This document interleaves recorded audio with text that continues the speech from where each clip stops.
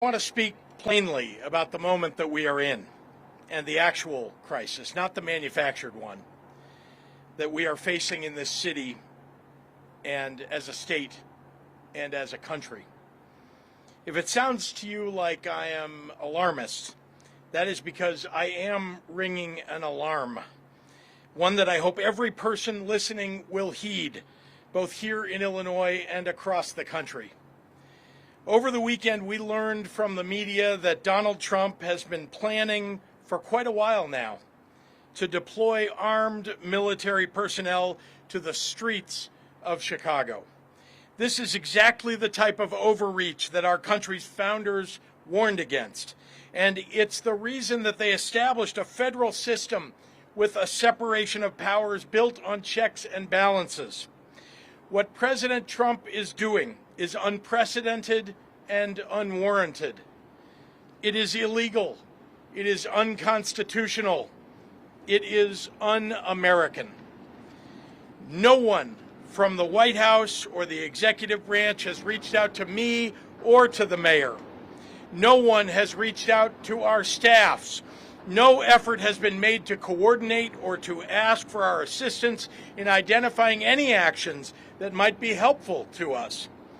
Local law enforcement has not been contacted. We have made no requests for federal intervention, none. We found out what Donald Trump was planning the same way that all of you did. We read a story in the Washington Post. If this was really about fighting crime and making the streets safe, what possible justification could the White House have for planning such an exceptional action without any conversations or consultations with the governor, the mayor, or the police? Let me answer that question. This is not about fighting crime. This is about Donald Trump searching for any justification to deploy the military in a blue city, in a blue state, to try and intimidate his political rivals. This is about the President of the United States and his complicit lackey, Stephen Miller, searching for ways to lay the groundwork to circumvent our democracy, militarize our cities, and end elections. There is no emergency in Chicago that calls for armed military intervention. There is no insurrection. There is no insurrection. Like every major American city in both blue and red states, we deal with crime in Chicago. Indeed, the violent crime rate is worse in red states and red cities. Here in Chicago, our civilian police force and elected leaders work every day to combat crime and to improve public safety. And it's working. Not one person here today will claim we have solved all crime in Chicago, nor can that be said of any major American metro area. But calling the military into a U.S. city to invade our streets and neighborhoods and disrupt the lives of everyday people is an extraordinary action, and it should require extraordinary justification. Look around you right now. Does this look like an emergency? Look at this. Go talk to the people of Chicago who are enjoying a gorgeous afternoon in this city. Ask the families buying ice cream on the Riverwalk. Go see the students who are at the beach after school. Talk to the workers that I just met taking the water taxi to get here. Find a family who's enjoying today sitting on their front porch and ask if they want their neighborhoods turned into a war zone by a wannabe dictator. Ask if they'd like to pass through a checkpoint with unidentified officers in masks while taking their kids to school. Crime is a reality we all face in this country. Public safety has been among our highest priorities since taking office.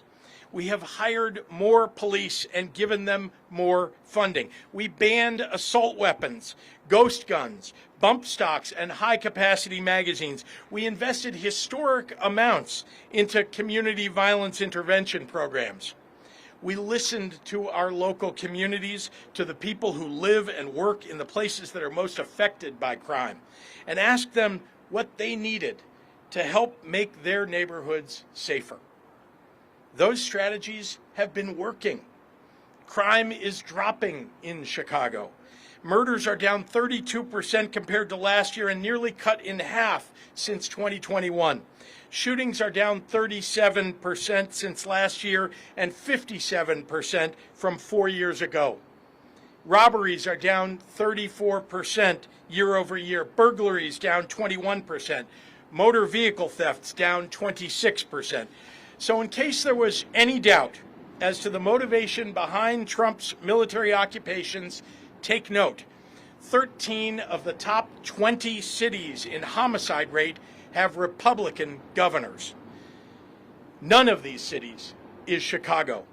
8 of the top 10 states with the highest homicide rates are led by Republicans. None of those states is Illinois. Memphis, Tennessee, Hattiesburg, Mississippi have higher crime rates than Chicago, and yet Donald Trump is sending troops here and not there? Ask yourself why. If Donald Trump was actually serious about fighting crime in cities like Chicago, he, along with his congressional Republicans, would not be cutting over $800 million in public safety and crime prevention grants nationally, including cutting $158 million in funding to Illinois for violence prevention programs that deploy trained outreach workers to de-escalate conflict on our streets. Cutting $71 million in law enforcement grants to Illinois, direct money for police departments through programs like Project Safe Neighborhoods, the state and local anti-terrorism training program, and the Rural Violent Crime Reduction Initiative. Cutting $137 million in child protection measures in Illinois that protect our kids against abuse and neglect. Trump is defunding the police. To the members of the press who are assembled here today and listening across the country, I am asking for your courage to tell it like it is. This is not a time to pretend here that there are two sides to this story. This is not a time to fall back into the reflexive crouch that I so often see, where the authoritarian creep by this administration is ignored in favor of some horse race piece on who will be helped politically by the president's actions. Donald Trump wants to use the military to occupy a U.S. city, punish his dissidents, and score political points. If this were happening in any other country, we would have no trouble calling it what it is, a dangerous power grab. Look at the people assembled before you today, behind me. This is a full cross-section of Chicago's leaders from the business world, the faith community, law enforcement, education, community organizations, and more. We sometimes disagree on how to effectively solve the many challenges that our state and our city face on a daily basis. But today we are standing here united, in public, in front of the cameras, unafraid to tell the president that his proposed actions will make our jobs harder and the lives of our residents worse. Earlier today in the Oval Office, Donald Trump looked at the assembled cameras and asked for me personally to say, "Mr. President, can you do us the honor of protecting our city?" Instead, I say, "Mr. President, do not come to Chicago."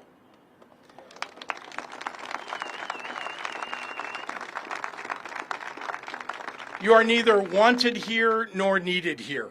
Your remarks about this effort over the last several weeks have betrayed a continuing slip in your mental faculties and are not fit for the auspicious office that you occupy.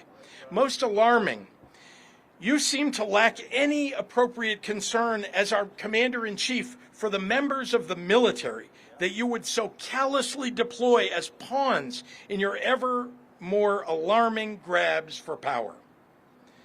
As a governor, I've had to make the decision in the past to call up members of the National Guard into active service. And I think it's worth taking a moment to reflect on how seriously I take that responsibility and on the many things that I consider before asking these brave men and women to leave their homes and their communities to serve in any capacity for us. As I've said many times in the past, members of the National Guard are not trained to serve as law enforcement. They are trained for the battlefield, and they're good at it. They're not trained to arrest people and read them their Miranda rights. They did not sign up for the National Guard to fight crime. And when we call them into service, we are reaching into local communities and taking people who have jobs and families away from their neighborhoods and the people who rely upon them. It is insulting to their integrity and to the extraordinary sacrifices that they make to serve in the Guard, to use them as a political prop where they could be put in situations where they will be at odds with their local communities, the ones that they seek to serve. I know Donald Trump doesn't care about the well-being of the members of our military, but I do, and so do all the people standing here. So let me speak to all Illinoisans and to all Chicagoans right now. Hopefully the president will reconsider this dangerous and misguided encroachment upon our state and our city's sovereignty. Hopefully rational voices, if there are any left inside the White House or the Pentagon, will prevail in the coming days. If not, we are going to face an unprecedented and difficult time ahead. But I know you, Chicago, and I know you are up to it. When you protest, do it peacefully. Be sure to continue Chicago's long tradition of nonviolent resistance. Remember that the members of the military and the National Guard who will be asked to walk these streets are, for the most part, here unwillingly. And remember that they can be court-martialed and their lives ruined if they resist deployment. Look to the members of the faith community standing behind me today for guidance on how to mobilize. To my fellow governors across the nation who would consider pulling your National Guards from their duties at home to come into my state against the wishes of its elected representatives and its people, you would be failing your constituents and your country. Cooperation and coordination between our states is vital to the fabric of our nation, and it benefits us all. Any action undercutting that and violating the sacred sovereignty of our state to cater to the ego of a dictator will be responded to. The state of Illinois is ready to stand against this military deployment with every peaceful tool we have. We will see the Trump administration in court. We will use every lever at our disposal to protect the people of Illinois and their rights.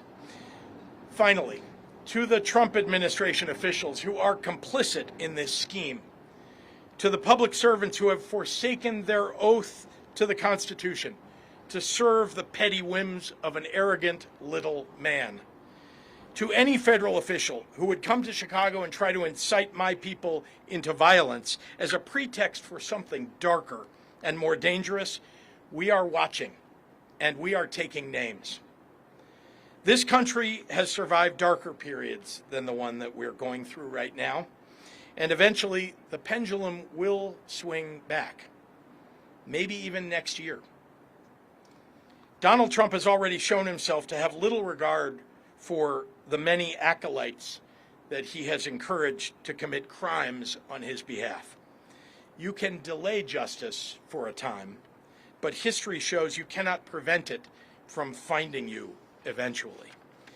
If you hurt my people, nothing will stop me, not time or political circumstance, from making sure that you face justice under our constitutional rule of law. As Dr. King once said, the arc of the moral universe is long, but it bends toward justice. Humbly, I would add, it doesn't bend on its own. History tells us we often have to apply force needed to make sure that the arc gets where it needs to go. This is one of those times. I look forward to taking your questions in a few minutes, but first, I'd like to hand over our podium to Mayor Brandon Johnson. Mayor. Thank you, Governor. And good afternoon, everyone. Thank you to all of the state and local county leaders that are here with us today. So let's just get to the facts. Over the past 2 years, we have seen significant reductions in crime and violence. In the last year alone, we have seen more than a 30% decline in homicides. Let me say that again. We've reduced homicides in 1 year by almost a third.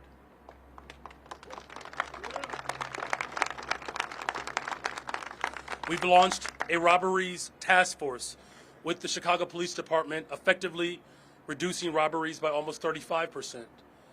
We've worked closely with CPD to restructure the Detectives Bureau to bring the clearance rate up to 76%. It's the highest we've seen in more than a decade.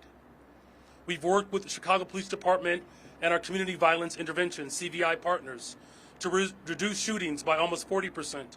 Almost 40%. We've done that in 1 year. This is significant progress, and it's historic progress. We've had the safest April in the city of Chicago since 1962, more than 6 decades. And according to FBI data, Chicago is not in the top 25 of the most dangerous cities in the United States. And these facts are indisputable and widely acknowledged. Yet there are those who want to twist our words to make it seem as though we think that our job is finished. So let me be perfectly clear. Our work to make our city safer still continues. And while we have made progress, that doesn't mean that we will rest. In fact, we know that we have more work to do. And that work is what wakes me up every single day. It's what I think about before I go to bed. That is our focus every single day, and it will continue to be our top priority until Chicagoans feel safe in their neighborhoods, regardless of their zip codes. We cannot call ourselves a safe city until every Chicagoan in our beloved city feels safe, whether you live in Austin or North Lawndale or South Shore. Every single Chicagoan deserves to feel safe. There are those who might ask, if we have seen consistent historic reductions in crime and violence across our city over the past 2 years, and if we are not even in the top 25 most dangerous cities, then why are we now being targeted by the Trump administration for a military occupation? We are being targeted because of what and who we represent. Chicago was known as a working class city. We are the birthplace of the labor movement, and we will always be a union town. But we're also a diverse city, Black and Latina, Asian, Indigenous, and whites. We are a city with vibrant neighborhoods that represent every single nationality and every immigrant community from around the world, with more than 40 different language groups that are spoken in homes across Chicago. And we are a progressive city. We believe in investing in people. We believe in standing up for the most vulnerable among us. We believe that the solution to homelessness is not the National Guard, but it is housing. Building affordable housing across American cities should be our top priority. We believe that the solution to immigration is not to separate families and throw grandmothers into the back of vans with unmarked vans and masked individuals. The solution is comprehensive immigration reform that allows anyone who wishes to come to our city or our country. If they want to work, they should have a pathway to citizenship. We believe that the solution to poverty is not incarceration, it's investment. Instead of declaring war on the poor, we should remember Lyndon B. Johnson's vision for a greater society that declares war on poverty. And we believe that you don't solve crime by sending in the military. You work every day towards constitutional policing and rebuilding trust between law enforcement and residents. You solve crimes and bring closure to victims when we ensure that our detectives division have all of the tools that they need. You solve crimes and you bring closure to victims when we hold people accountable, of course, but we have to do it constitutionally. Due process, after all, is still a right for every single person in this country. That's how we reduce crime. So we are being targeted because of who we are as a city more than anything else. We are a shining example of what happens when working people stand together. The last thing that Chicagoans want is someone from the outside of our city who doesn't know our city try to dictate and tell us what our city needs. As the mayor of this city, I can tell you that Chicagoans are not calling for a military occupation. They are calling for the same thing that we've been calling for some time, and that's investment. What safe cities across America all have in common, they invest in people, and that's what we're doing in Chicago. We need the federal resources to make sure that we're building more affordable housing, expanding mental and behavioral health care, education, all of these things that could reduce crime and provide real community safety. Instead of spending hundreds of millions of dollars for a publicity stunt to invoke chaos and terror, the federal government should spend that money on proven solutions to crime and violence reduction. We cannot incarcerate our way out of violence. We've already tried that, and we've ended up with the largest prison population in the world without solving the problems of crime and violence. The addiction on jails and incarceration in this country, we have moved past that. It is racist, it is immoral, it is unholy, and it is not the way to drive violence down. We cannot return to the same failed strategies that got us here in the first place. Under the previous presidential administration, we requested more federal resources to address gun violence in our city. We continue to make that same call. We have made significant progress on our own, but there is so much more that we can do if we had real support from the federal government. Our communities need more federal resources for public safety. There's no question about that. But unsolicited, unwarranted military takeover is not needed. Our message is simple. Listen to what our people are actually calling for. We're calling for investments, resources. This stunt that this president is attempting to execute is not real. It doesn't help drive us towards a more safe, affordable big city. And so, in closing, we have some very simple demands. We are calling on the Trump administration to release the $800 million for violence prevention funds that he stole back in April. We are calling for more resources to stop the endless flow of guns into our city. And we are calling for transformational investments into affordable housing and community safety. I'm proud to stand with all of the partners that are here today, as well as mayors and governors across this country. We will defend our democracy. We will protect our humanity. We will stand up for the interests of working people. And so that's the state, local government, the federal delegation that are all here committed, standing firm in our values, standing up for the greatest freaking city in the world, the city of Chicago. Thank you very much. And with that, please welcome our Attorney General, Mr. Kwame Raoul.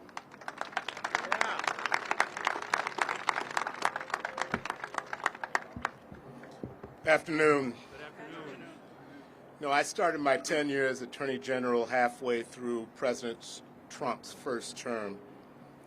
And since then, we and other state and local law enforcement partners have done tremendous work fighting crime in partnership with federal law enforcement partners. Throughout my tenure, and now as Attorney General, I've collaborated with federal law enforcement partners, including the FBI, the DEA, ATF, Secret Service, HSI, and others to investigate and prosecute criminal activity in Illinois. And working together, we have successfully investigated and prosecuted gun crimes, drug trafficking, organized retail crime, internet crimes against children, and other crime. We have a great law enforcement leaders in Chicago and throughout Illinois, including a great Chicago Police Superintendent, a great state police director, and a great sheriff. We have also had great special agents in charge and agents at large assigned to Chicago from the federal government. Together, we have embraced a one-team collaborative approach to fighting crime. I say this to emphasize that I'm not and have never been opposed to collaborative help from well-trained federal law enforcement agents. Were the president serious about addressing crime or criminal threats in Chicago, he would dedicate more resources to collaborative work that we already engage in with these federal agencies. What the president is instead doing is in no way embracing a serious effort to reduce crime. Deploying American military personnel who are not trained in civilian law enforcement tactics against American citizens does not promote public safety in our cities. Last week, we filed a lawsuit against the Department of Justice for unlawfully placing conditions on Victims of Crime Act grants. If the president and his administration were at all serious about crime, he would not place unlawful conditions on funds that help states support critical services for victims of crime, including sexual assault, child abuse, domestic violence, human trafficking, and other victims of crime. If the president and his administration were concerned about crime, he would not be cutting millions of dollars from proven community violence interruption programs. If the president and his administration were at all serious about addressing crime, the president would be communicating with the governor and Illinois law enforcement leaders. Instead, the president's plan is purely performative. Not only has the president not asked us whether federal intervention is needed, we have made no requests for the type of federal intervention we have seen imposed in Los Angeles or Washington, D.C. The apparent plans to move forward regardless of our unanimous opposition is an offense to the sovereignty of our state and the sovereignty of states at large. It is a dangerous step towards authoritarianism that puts our communities at risk. The Posse Comitatus Act limits federal government's ability to use military for domestic law enforcement. None of the prerequisites for National Guard deployment exist here. There is no emergency in the state of Illinois that requires the use of National Guard. There's no foreign invasion. There's no rebellion. My office has filed close to 36 lawsuits fighting the unlawful overreach of the Trump administration. And we're not afraid to do it again. And this is an administration that frequently disregards our Constitution and federal law.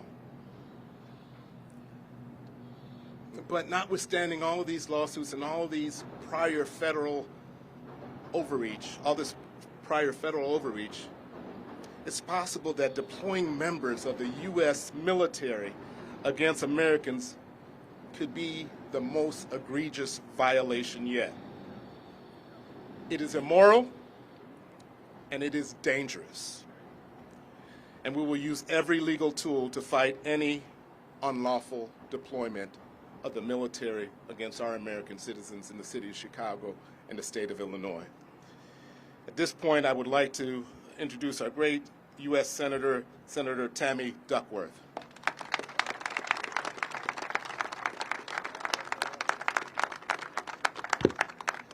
Good morning. Good afternoon. Oh, it is afternoon. You made it. I made it. Good afternoon, everyone. To echo our governor, thank you for being here. Though the circumstances that Trump is seeking to create are both deeply unfortunate and obviously unnecessary. Donald Trump never had the courage himself to raise his right hand and serve his country in uniform.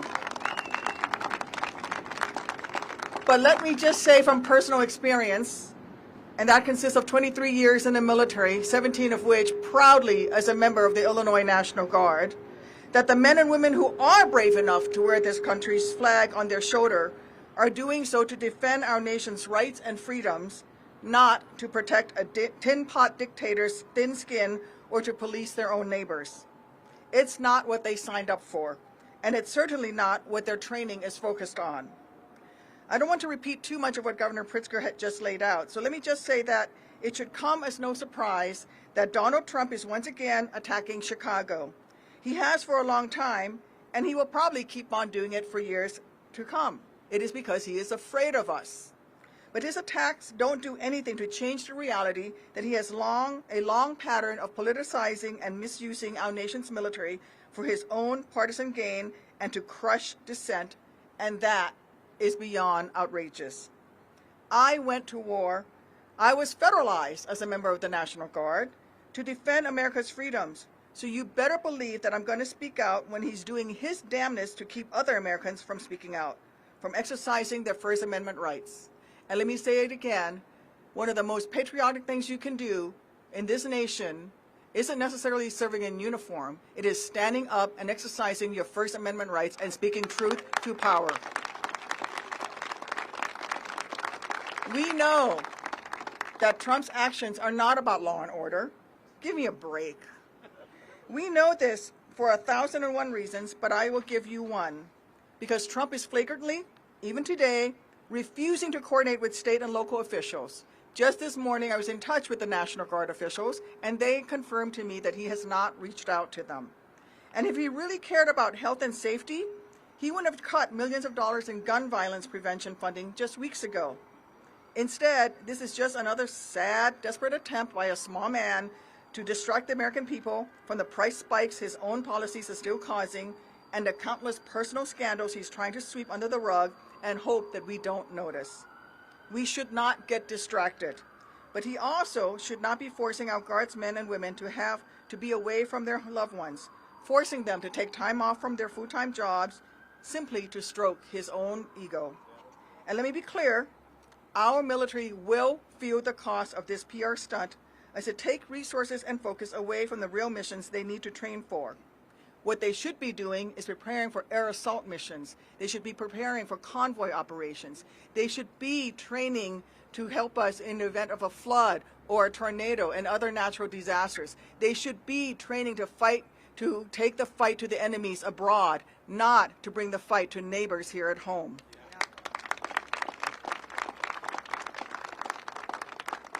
He is also inflicting reputational damage on our nation's military, which is supposed to be nonpartisan. He is taking it and he is deploying our troops on the streets of our nation's communities and hurting the readiness of the greatest fighting force on the face of the earth. Frankly, all this would be embarrassing if it weren't so devastating for those involved and so terrifying for the future and the security of our nation. Forcing the military uninvited into Chicago to intimidate Americans in their own neighborhoods does not make our nation stronger. It simply distracts our service members from executing their core mission of keeping Americans safe from the real adversaries who wish to do us harm. It's yet another unwarranted, unwanted, and unjust move straight out of the authoritarian's playbook that will only undermine our military's readiness and ultimately weaken our national security. Donald Trump should be worried about and should be focused on standing up to Vladimir Putin. Instead, he rolls out the red carpet for him. Donald Trump should be supporting Ukraine in its fight against Russia, and yet he does nothing of the sort. Donald Trump should be fighting the Houthi rebels, and yet he has not been able to do that, spending millions of dollars to ineffectively try to stop them from stopping shipping in the Red Sea. Maybe if Donald Trump hadn't dodged a draft so many times, and by the way, that's 5 times that he dodged a draft when his nation called and he decided, ouch, my bone spurs are hurting, he would have actually learned something about keeping our country strong. But that is obviously too much to expect from Cadet Bone Spurs. With that, I'll hand it over to Derek Douglas of the Civic Committee. Thank you. Or actually, I'm supposed to hand it over to Senator Durbin, our great senior senator from Illinois, Dick Durbin.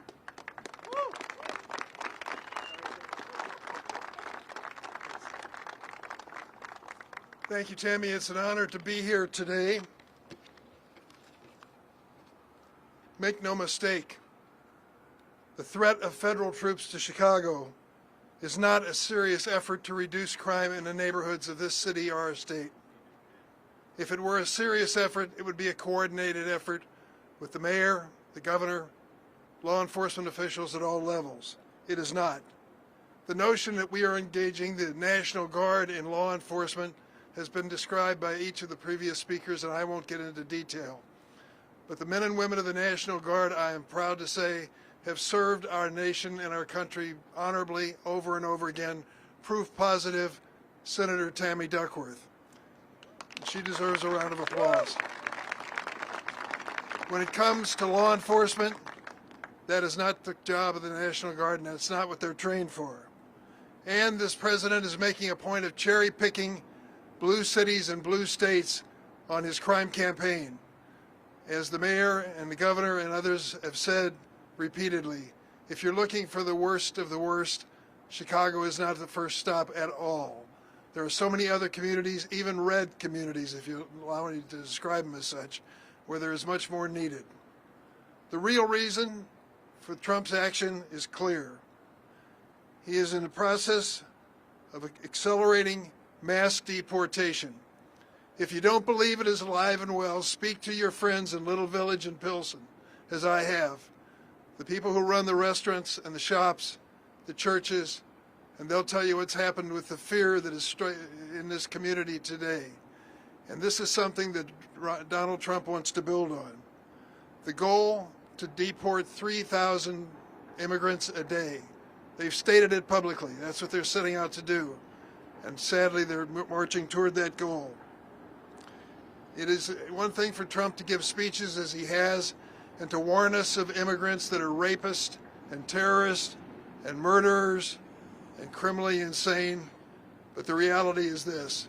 Of those who have been deported, fewer than 1 out of 10 have any criminal record whatsoever. Fewer than 1 out of 10. 90% of the people facing deportation have been doing their best to be good citizens, paying their taxes, raising their kids, going to the same churches we attend, and they expect us to stand up for them, and we should today. I think it's imperative that we do. There's a reason that our Constitution, laws, and history hold back presidents from invading cities and states. This is an act of political theater by Donald Trump, and sadly, we have to take it extremely seriously.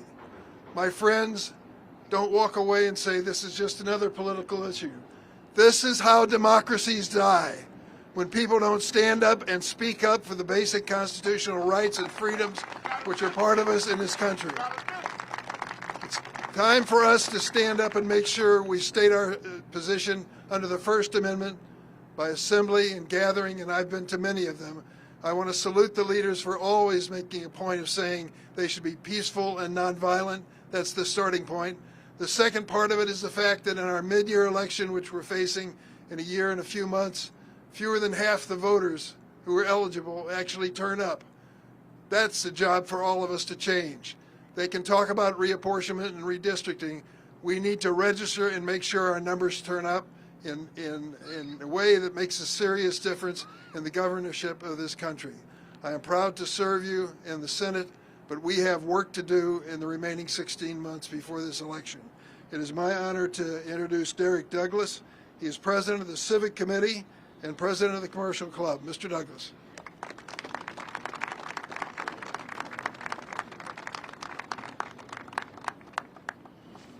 Good afternoon, everyone. Good afternoon. Chicago has a long and storied history of tackling its challenges by working together across the public, private, and civic sectors to develop and implement solutions. As you've heard today, public safety is no different. Deploying federal troops or federalizing the National Guard without engaging state and local government, business, philanthropic, and community leaders, the ones who understand Chicago's needs and are on the ground working daily to make our city safer, is unprecedented and unwarranted. The Civic Committee formed a public safety task force in 2022, And when we formed that task force, we reached out to the organizations and the leaders who were working in the public safety space for so many years, and we committed to standing by them in the good times and the bad to try to make this city as safe as possible, and to identify ways for the business community to contribute to creating a safer Chicago for all, with an emphasis on gun violence reduction. Through those efforts, we work closely with the city, the county, and the state, CPD, Chicago's criminal justice system and leaders, philanthropy, and community-based violence intervention organizations in what we call a one-table approach. And as many of the previous speakers have mentioned, we are making incredible progress on reducing gun violence in our city, even though we have a ways to go. That said, we do believe there is a critical role for federal support that could benefit our city. And we would welcome those to help us be true partners from the federal government in this work. But to be helpful, it needs to be coordinated and integrated with our one-table approach efforts on the ground, not isolated and militarized from afar. For example, if the Trump administration wants to help, it can start by restoring funding for community violence intervention organizations working in our communities. You can work with our law enforcement professionals to stop the flow of illegal guns across state lines into Chicago. We can provide resources to take gun cases federal, and we can work with law enforcement entities to stop the deadly flow of fentanyl into our streets. So there are things that could be done, but none of those, to the best of our knowledge, have been put on the table. We have made progress through these coordinated, cross-sectoral efforts of the state, city, county, business, philanthropic, and civic leaders, and community-based violence intervention groups, and most importantly, law enforcement, local law enforcement. Thanks to these partnerships, Chicago has built one of the most robust community violence intervention sectors in the entire country, something we'd like to make a permanent feature of our public safety strategy to help us achieve our goal of making Chicago the safest big city in America. The federal government should look to engage with stakeholders to assess where help is truly needed, instead of cutting funding to this critical work or taking unilateral action that is missing local context.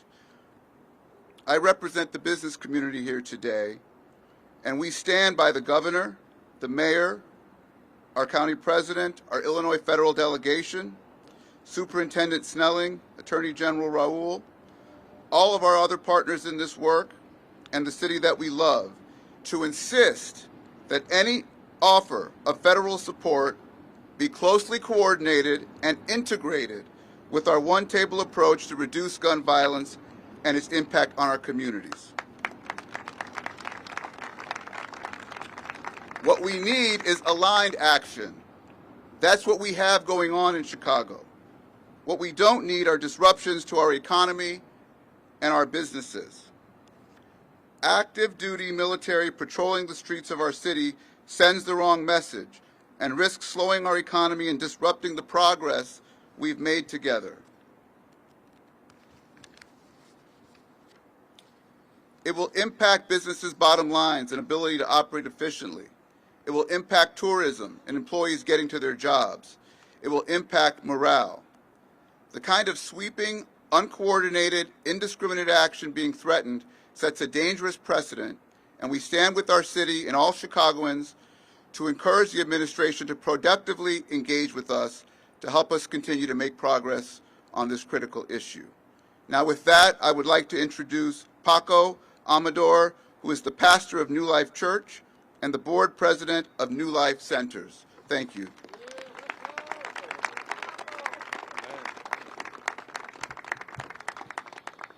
Thank you so much. As a young college kid, I came to Chicago to study downtown. And I remember as a hungry college student, got in a car with a bunch of people and we drove right into Little Village, Mexican immigrant neighborhood in the city of Chicago. There is an arch at the entrance of the neighborhood. It is I love this arch. It's a symbol of what Chicago stands for. It's a welcoming doors for migrants and Spanish-speaking people from all over the Midwest of the United States. I go to that arch every single week as a local minister to pray at those doors. I love the fact that it's an arch, but it has no doors. The doors are never closed. There's no doors. For a decade, I was a Chicago public school teacher, and right across the street from our church, for the last 2 decades, I have been a pastor in this multilingual, multicultural community. I love being a pastor there. Through New Life Centers, we have been able to see the strength and beauty of a city that collaborates. Not just faith initiatives, elected officials, business, community initiatives, all of us together. From last year to now, there has been an 80% decrease in shootings and homicides in our community.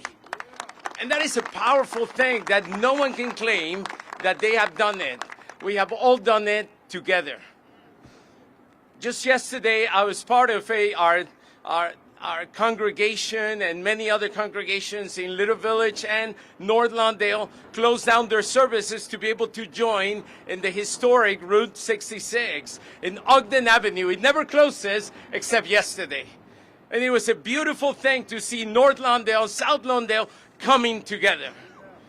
Several years ago, our local alderman who's here, Mike Rodriguez, came over to my house. He knocked on the door and he said, "Hey, Pastor, come with me. Let's go and say hi to neighbors."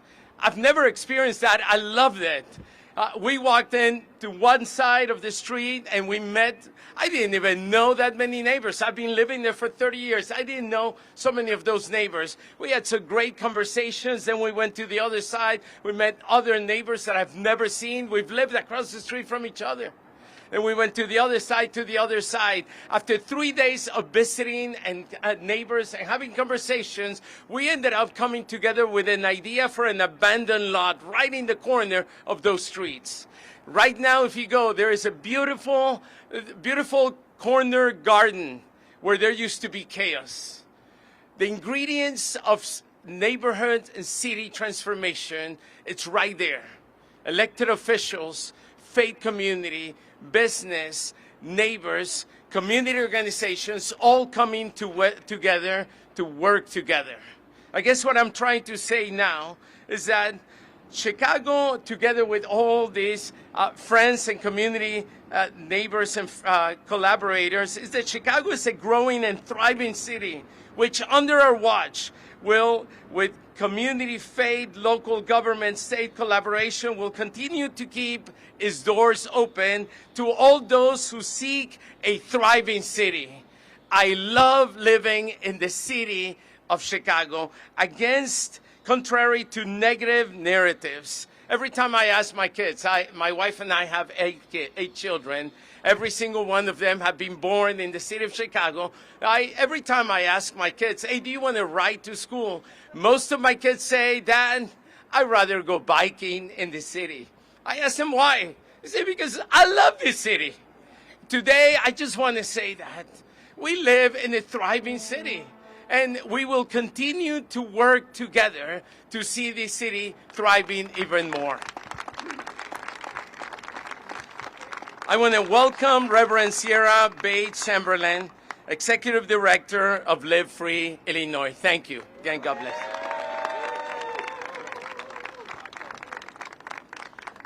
Good afternoon. I am Reverend Sierra Bates Chamberlain. I'm the Executive Director of Live Free, Illinois, where we organize over 120 congregations across the state, working at the intersection of gun violence and decarceration. What we are witnessing today is devastating. The President of the United States has chosen to target Black and brown communities, communities already traumatized by state-sanctioned violence and white supremacy. This is not just politics. This is state-sanctioned violence. This is an authoritarian stunt. This is a declaration of war on our people. Two things can be true at the same time. Yes, gun violence has disproportionately impacted Black and brown communities.